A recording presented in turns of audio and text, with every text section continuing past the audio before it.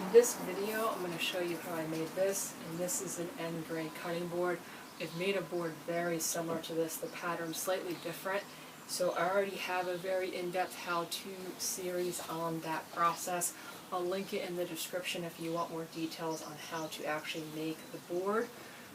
Most of this video is going to be, not most of it, the emphasis on it is going to be adding this edge piece. So I don't like duplicate projects on this channel, but the modification I made to the edge is where the difference in the projects come in. And that modification was I added this metal rail.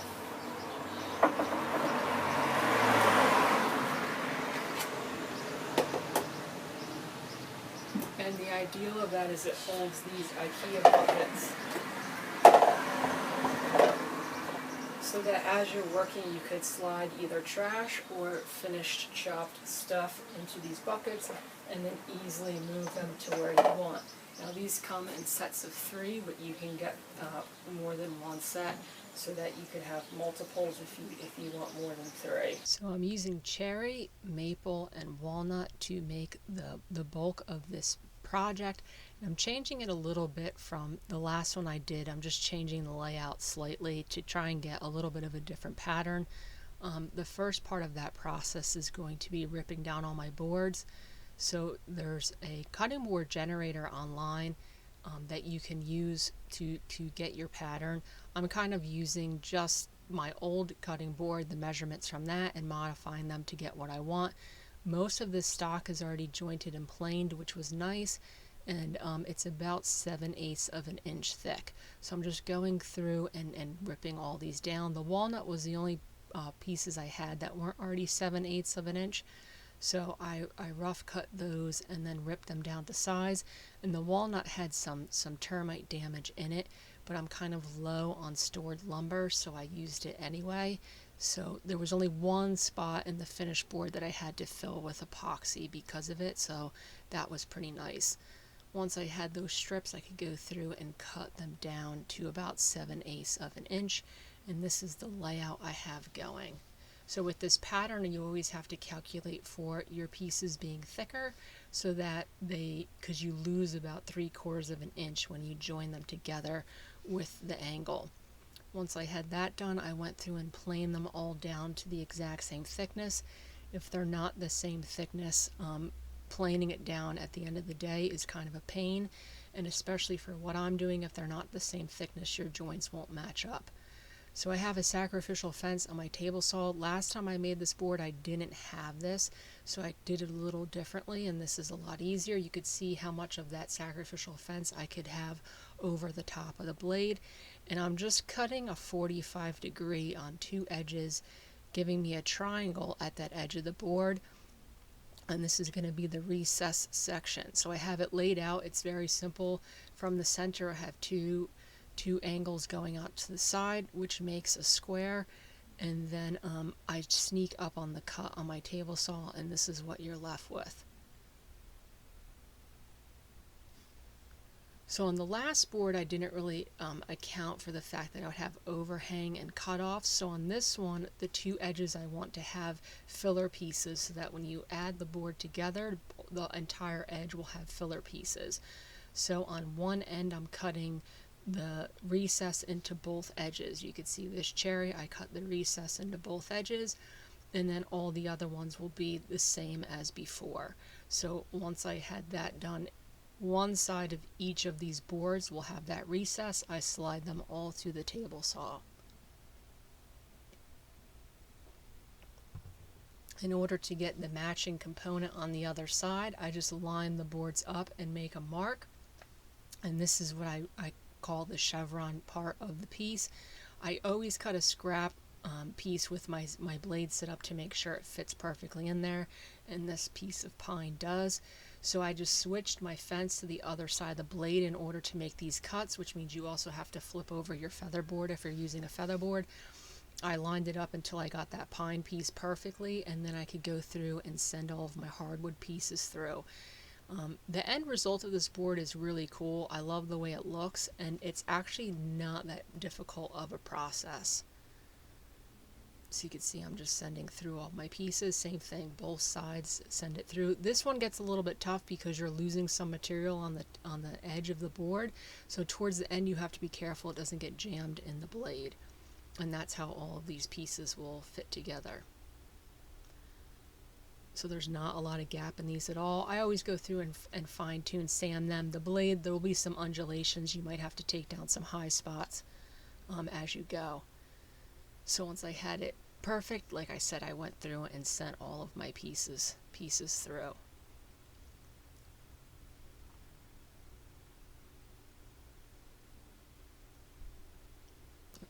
For the end piece, I cut a little filler rod to fit in there.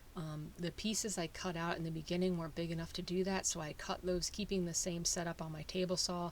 This end piece of cherry's a little bit thick, but it's what I had. Then I just dry clamp it together to see if there's any huge gaps in the piece. The top of this was really nice and flat. So after a little bit of final sanding, I could glue it all together, and that was a simple process of just putting glue in that one recess and then joining all the pieces. The nice thing about that recess is it gives you a lot of surface area for glue. And then I also don't think I had these longer pipe clamps in the last build. These are great for gluing up panels. You can see I was a little short on maple, so I used 2 different pieces to put it together. It ended up working out great because the joint was right in the middle of that piece, so you don't, when I cut the finished piece, so you don't even see it. And then for the cauls, I'm using some melamine. The melamine for the cauls is great. Usually I used to cover them with tape so that the glue doesn't stick to them, but the melamine doesn't stick to the glue at all, so I could just use these, and these cauls will keep the top surface flat, which is really important when making boards like this. I know some people can get that accomplished with creative clamping. I just always find the cauls are the best way to do it. And then I go through and really put a bunch of clamps on there. The next day I could come out and take it all apart. It's warm enough now that this would probably set up in a couple hours, but I decided to keep it in overnight. I could remove all the clamps. I removed most of the glue squeeze out on the top before I went in for the day, but on the bottom you'll see there's glue squeeze out, and a great way to get rid of that is to use a paint scraper. It takes it off extremely quickly. So then for this panel, I sent it through a thickness planer, a drum sander. And this thing's great. Unfortunately, a couple passes in, I ripped the belt, and I had to end up belt sanding it because I don't have any more replacement belts. And normally I would just go to the store and get them, but I'm really trying to avoid running to the store for materials and supplies at this point still. So I got most of it done with that drum sander, and then the rest of it I had to use a belt sander. But once it was sanded down, I ripped down the edges to make them square, cleaned them up. So the size of this is particular to the spot I'm putting it in. This is actually going to be a gift. So you could see how nicely that angled piece fits in the end. So now that that's done, I could start ripping these down. I cleaned up both edges just to make sure. It's a little hard to tell from the edge, but once you trim off the edges, I want to make sure there wasn't a bunch of huge gaps in my piece. Unfortunately, with a cutting board like this in the middle, it's hard to tell if your 2 joints are lining up. So it's always a little scary when you first make these couple cuts to see if there's any huge gaps. And then this board is going to be 1.5 inches, so I just set up a stop on my crosscut sled and cut these all into pieces. I know you could do this on the table saw, but I find it's easier to do with my crosscut sled. I cut it all the way down to the end. These are my pieces, and then you flip every other one, and that will be the pattern.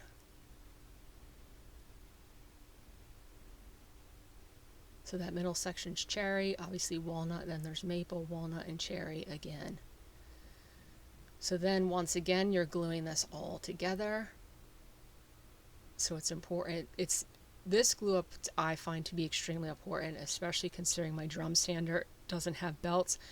The the truer that you glue up all these pieces, the less sanding you have to do. And on the last board, it was small enough to send through my planer, because you can send end grain boards through the planer. You have to do it carefully, but it can be done. So I knew I was going to have to hand sand everything on this. So once I had it all clamped up, I used that melamine again on the edges in order to get it completely square on the two sides, especially with the pattern on the edge. If it wasn't square on the sides, it was going to look completely off center on those two edges. So I'm just using this melamine temporarily to clamp that together, and then once that's held together, I could tighten my pipe clamps. I removed that melamine so that I could put cawls on the top. And this glued up really square and very true.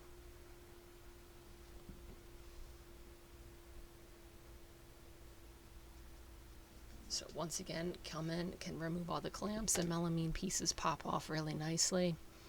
And then it's just a matter of sanding all that glue out. If your board glued up uneven, you're going to have to even it out, or it won't make a very efficient cutting surface. So like I said, I had to use my belt sander. I started with a pretty aggressive grit, 40 grit. Because this is end grain, you could do an aggressive grit and it won't mark the surface a ton. So you don't have to go through and get out a bunch of scratches. So I just went through and used the 40 grit, worked my way up to 100. You can see there's a little bit of a skewed edge on this from the glue up. So I went to my table saw and just straightened up all of my edges. It was very minor, but it was enough that I wanted to square them all up, and I did that on all of my sides. It glued up pretty nicely, but there was micro adjustments that I wanted to cut down. You could see this one, it bows out at the bottom. Then I sanded this at 120 before I put the juice groove in, so that I didn't have to do a ton of sanding after that. I don't get crazy with these cutting boards and sanding, because as soon as you start using knives on it, which this one will, the surface is going to get marred. So I get it nice enough, but like I said, I don't try and get a perfect mirror finish on the top of these boards. So there's many ways to cut the juice groove. If I was making a ton of these boards, I usually only make 2 or 3 a year. I would make a jig that's adjustable to cut the juice groove. But because I don't make a ton of them, I just threw together this jig. It's a flat piece of plywood. I towed in some screws to hold the board vertically, and then I put some cleats on the edge to hold it horizontally, and then I just built this frame around the edge. It was about based on my router, it was about 2 1/4 off of the edge of the board, so that it would give me the offset I want for that juice groove. There's just a cove cutting bit in here. I go very slowly with this so I don't burn the surface, and I go pretty deep with this, because if you've ever cut a roast or anything, a big piece of meat on a cutting board, the deeper juice groove is nicer to have. So with this router, it has one flat side and one curved side, so I have to make sure to keep the curved side against the fence, because the flat side is a shorter distance, and if I change it, it will skew my line. So I'm making sure to keep that curved edge along the fence, and you just follow it around till you have the depth that you want on that juice groove. Then on the top and bottom, I used a round over bit on the board just so it doesn't have any curved edges, and the pattern on the edge of the board was really nice. So when I did this round over bit, it just kind of emphasized that pattern on the edge, which I liked.